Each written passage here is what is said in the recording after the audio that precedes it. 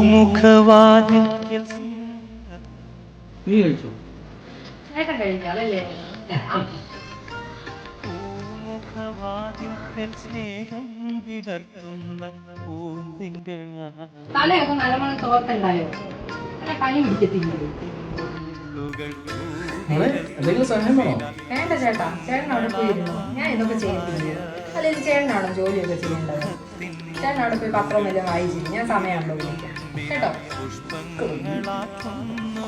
ചേട്ടൻ്റെ ഒരു കാര്യം.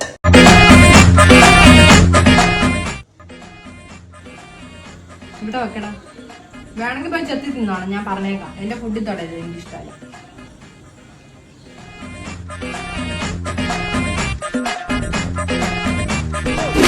Auf your bush.